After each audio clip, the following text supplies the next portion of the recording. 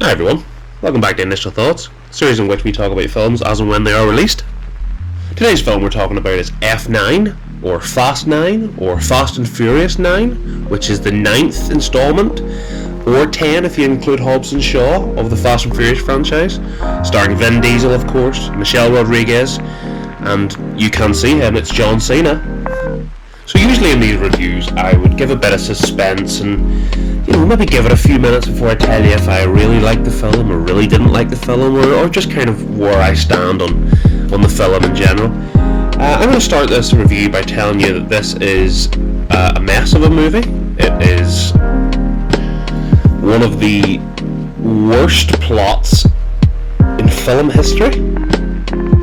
You could honestly call this film plot convenience the movie. Like, to be honest with you, I don't even know where to start with this review. There's so much to unpackage with this film. We'll start with the story. The story is a nothing story that adds characters and storylines to a film franchise that has been going for how many years? 10 installments? 9 for the main films. Why are we seeing you've probably seen the trailer. Why are we finding out about a secret brother that's been about for the whole time now? And to add to that, shoehorning characters in just for the hell of it. Characters that died 15 films ago, fire them in. Characters that their husband sadly died and he's gonna, look after the kids and will send 5'3" wife to fight the end of the world. But the worst thing about this is the plot conveniences, I suppose, because it's just non-stop. The movie starts, there's a plot convenience every 5 minutes. Whether it's a character that should have died, it's a lot of things you've seen before, but it's just dialed up to 11 because it is. And you would usually say for a film like this, you can go in and switch your brain off and still enjoy it. It's to the point of absurdity. And maybe if you're looking back, it was like 4 or 5 films ago they were jumping from building to building in Dubai, so it's not too far-fetched along that lines by comparison to that. But the stupidity and the kind of it's unbelievable from the first 30 seconds. And I know you go into this and you go, it's Fast and Furious, and switch your brain off, have a bit of fun, bit of action, and it also isn't that fun. I think the most fun I had was laughing at the stupidity. You could be cynical and you could say, it's terrible and it's but it's not even to the point of like a film you could laugh at how bad it is, because it's just kind of they think we care about the story a lot more than we do. I think we care about Vin Diesel of all people. Yeah, Vin Diesel, an actor that's best role is where he has one sentence he repeats over and over again. I'll let you think about which one that is. And John Cena in this film, obviously he's made his transition into Hollywood, and I actually think he's okay in some films, but he was underused in this film. I thought, and for what we did get of him, it was just nothing. And that kind of goes for all the characters. They've all performed better in other for characters that this is their first film, like John Cena. He's been better in other films similar to it, similar action films, comedies. And for the rest of the cast, Vin Diesel and Michelle Rodriguez and Tyrese Gibson and all of them, they're better in other Fast movies. Fast 5, I think, is probably my favourite of the lot. Because it kind of blends the two, and it brings The Rock in, and The Rock's always good when it comes to things like this. And obviously he'll not be in any more of these due to playground bickering. But I don't know whether I should be more annoyed at myself for expecting anything different to this, but I think they own it to an extent. They kind of address how ludicrous, get it? Ludicrous the whole plot is, with a few select lines throughout the story. But self-awareness doesn't make you not responsible for your actions. And there's some things in this film especially, but kind of in the series, as a whole, that you kind of just go, what is even going on in that writer's room? What are they thinking? What are they taking? Who knows?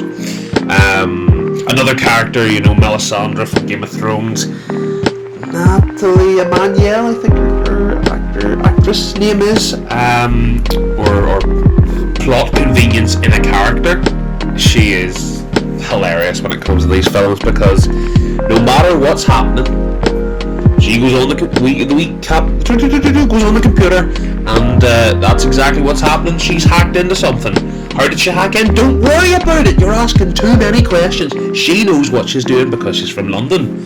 And how do we know she's smart? We'll find that out in Fast and Furious 17. Don't you worry about that. Can't wait for her backstory.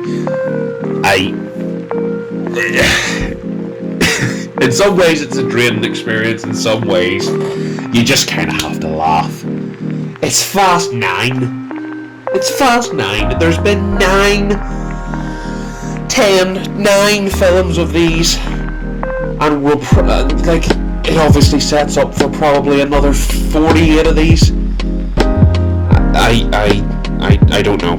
I don't know how many more that we can all physically take of Fast and Furious, or Fast 9, the Fast and Furious saga, or whatever it's called, because they're running out of adjectives to describe how many films they've got.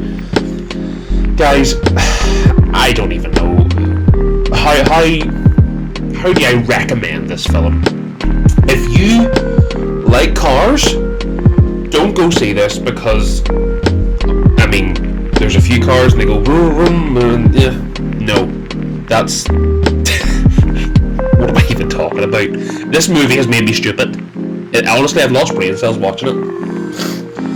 If you like cars, you like action, you like explosions, and you like to go in and switch your brain off, you probably still won't even enjoy this film. But give it a go if you fancy it. If you followed the story, you've been in from Fast 1 to Fast 9. Is it worse than Fast 8 or Fast 7? I can't remember because I'm wiping through my brain. I would guess probably about the same. Maybe worse, maybe better. The last 3 installments for sure have not been good. As I say, Fast 5 I enjoyed because it was a new concept. You're like, okay, I don't really like cars, but it's not really about the cars. This is good fun. But then we just got more and more and more and more, and a spin, and more and probably more of a franchise that does not need this many to show how fast they can drive their cars. Because that's what it's about at the end of the day, isn't it? It's about cars. I don't know. Anyway, folks, that's my review. Is that a review? I don't even know what that is. Take what you will. That's that quite literally is my initial thoughts on F9. I am going to go to sleep now and hopefully not wake up and remember the film I've seen last night.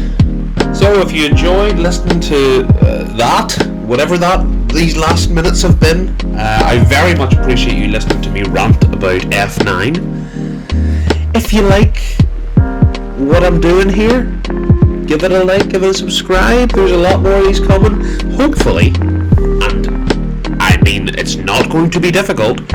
There will be nicer reviews than this. There's a few already on my channel, because this film is not getting a high score. As you can see, IMDb is not being very kind to it, but it's being far kinder than I am. It's getting a 3 out of 10. Get it in the bin. Can't wait for the next one.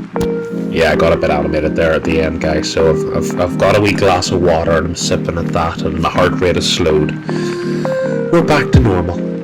Thank you very much for listening to me talk about a brilliant film.